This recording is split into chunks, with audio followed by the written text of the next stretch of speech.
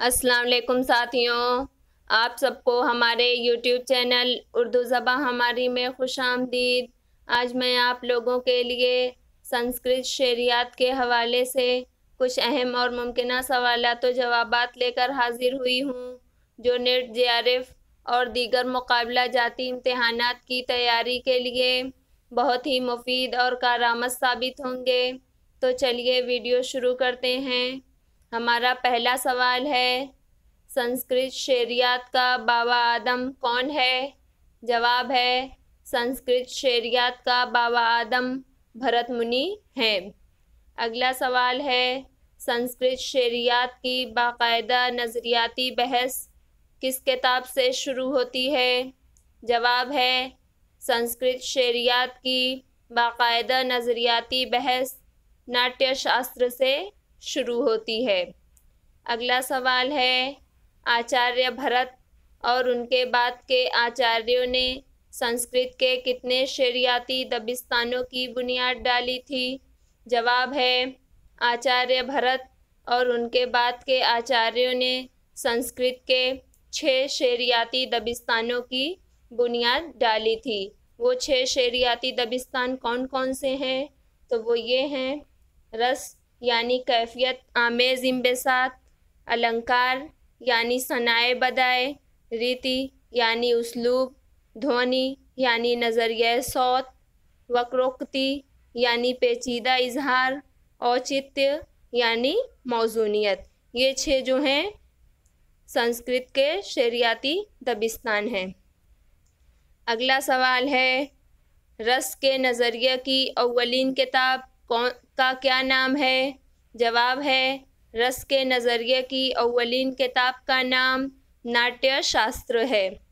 अगला सवाल है, नाट्यशास्त्र के किस बाब में रस की तशरीह तफसील के साथ पेश की गई है?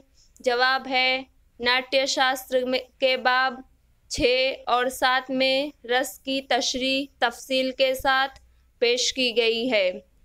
अगला सवाल है, अलंकार यानी सनाए बदाए दबिस्तान के बानी कौन है? जवाब है, अलंकार दबिस्तान के बानी का नाम आचार्य भामा है। अगला सवाल है, अलंकार नज़रिया को किसने जिला बख्शी? जवाब है, अलंकार नज़रिया को रुद्रट और जयदेव ने जिला बख्शी।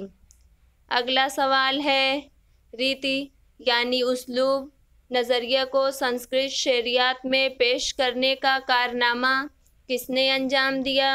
जवाब है, रीति यानी उसलूब नज़रिया को संस्कृत शेरियात में पेश करने का कारनामा आचार्य वामन ने किया था। अगला सवाल है, ध्वनि यानी नज़रिया सौत को बाकायदा तौर पर किसने पेश किया? तो जवाब है, ध्वनि नज़रिए को बाकायदा तौर पर आनंदवर्धन ने पेश किया था। अगला सवाल है, औचित्य यानी मौजूनियत का नज़रिया किसने पेश किया था?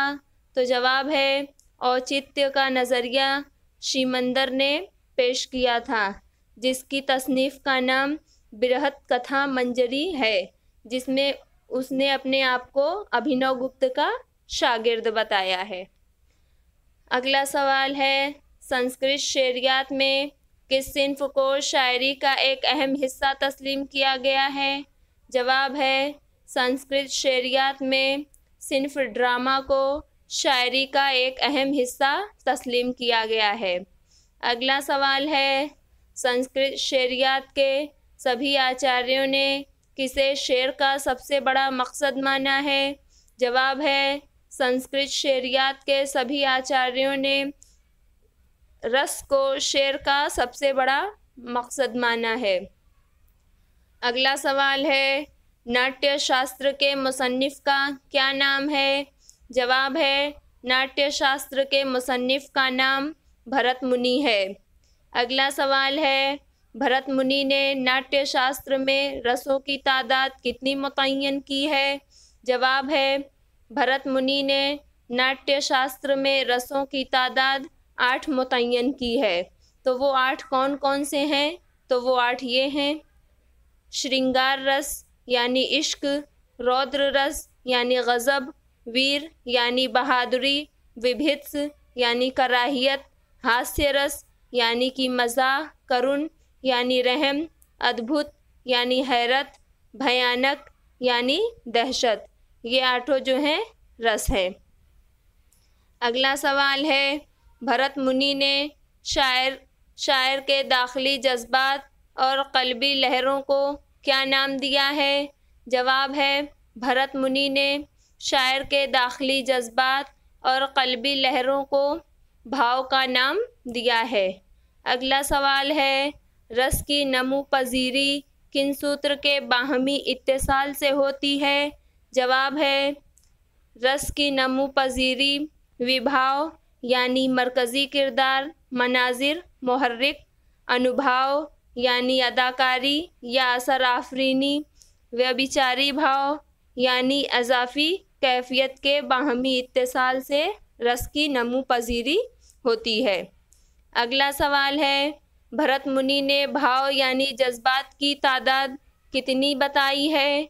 जवाब है, भरत मुनि ने भाव यानी जज्बात की तादाद 49 बताई है, जिसमें से अस्थाई भाव यानी मुस्तकिल या गालिब जज्बात की तादाद 8 है, व्यभिचारी भाव की तादाद 33 और सात्विक यानी फितरी जज्बात की तादाद 8 है।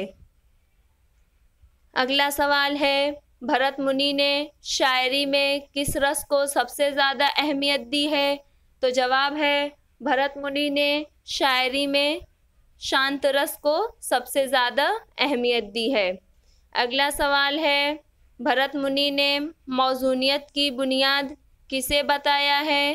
तो जवाब है, भरत मुनि ने मौज़ूनियत की बुनियाद अवामी अमल को बताया है। अगला सवाल है, रसों के रंगों का बयान किसने किया है? तो जवाब है, रसों के रंगों का बयान भरत मुनि ने किया है। भरत मुनि ने बताया है कि श्रृंगार रस के लिए सफ़ेद, हास्य रस के लिए सफ़ेद, करुण रस के लिए सुरमई, रौद्र रस के लिए सुर्ख और भयानक रस के लिए स्याह, विभित्स रस के लिए नीला और अद्भुत रस के लिए जर्द रंग बताया है। मज़ीद नई वीडियोस देखने के लिए हमारे चैनल उर्दू ज़बान हमारी को सब्सक्राइब करें और वीडियोस को लाइक और शेयर करना न भूलें। बहुत शुक्रिया।